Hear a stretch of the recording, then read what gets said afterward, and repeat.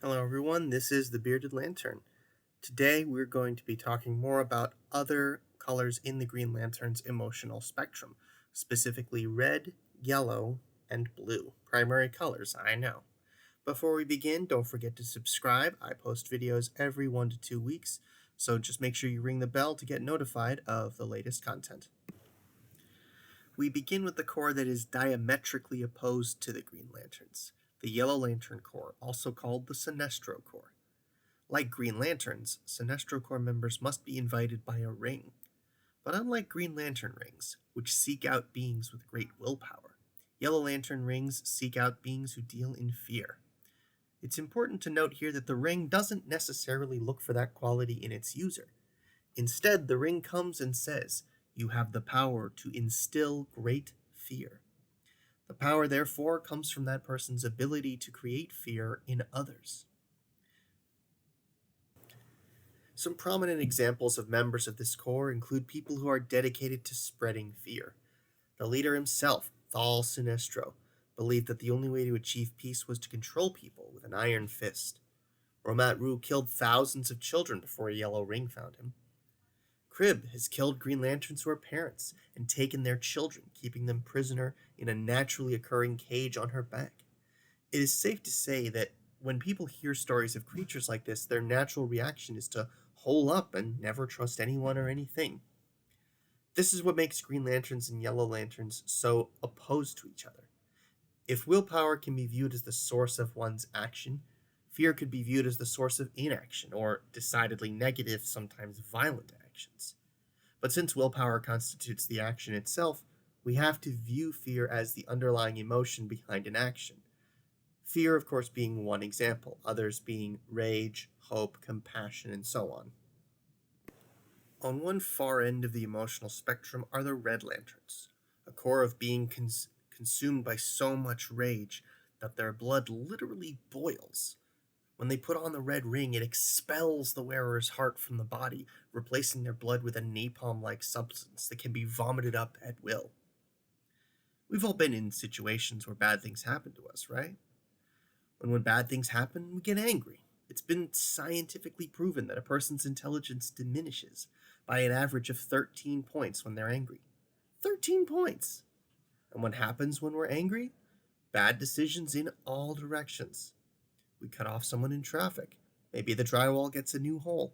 Maybe the police are called because two people can't stop screaming at each other. Now we come to the opposite side. In Green Lantern's emotional spectrum, there is a core that can purify a Red Lantern, restoring its heart and clearing its thoughts so that it is no longer governed by rage. These are the Blue Lanterns, and they wield the power of hope. Unlike the Sinestro Corps, who weaken those around them by creating constructs of their victims' fears, the Blue Lanterns empower and supercharge Green Lanterns by inspiring them with hope. The first Blue Lantern, St. Walker, understood very clearly the power of hope. As his planet was dying, he and his family set out to find their Messiah, whom they believed would save them. After 9 days of climbing a treacherous mountain and losing his entire family in the process, Walker reached the summit and found nothing but a stone monument. Furious, he tore away pages of his holy book, and in a flash of lightning, he saw that the monument was a polished mirror. That was when he realized the power to save his planet, to save his people, was not in some messiah, but was within him all along. When he returned home, he found violence and pain everywhere. But Walker was undeterred. He began to preach as loudly as he could, and gradually people began to listen. Eventually, his entire village came together and prayed, their faith restored, that things would be all right, that all would be well. At that moment, their dying sun turned a bright blue, and a ring flew out of it and came to St. Walker and said, "You have the power to instill great hope. All will be well." The power of hope can also be viewed as a sense of unwavering faith in something. When things get difficult, unwavering faith is what keeps us from quitting before the task is done. Remember, one of the unique traits of a Blue Lantern is that when in close proximity, they can supercharge a Green Lantern's power ring exponentially. Let's look at this from a real life perspective. When you start your car, fuel is sent into the fuel pump. the same time, the spark plugs create a spark that ignites the fuel, causing the combustion and therefore the energy needed to make your car move. Willpower is the spark plug, and hope is the fuel pump. Hope doesn't have much value if it doesn't lead to an action eventually, and there's no drive to complete a positive action without hope to support it. That does it for this video. Don't forget to like and subscribe, and click on that little bell to be notified of new videos.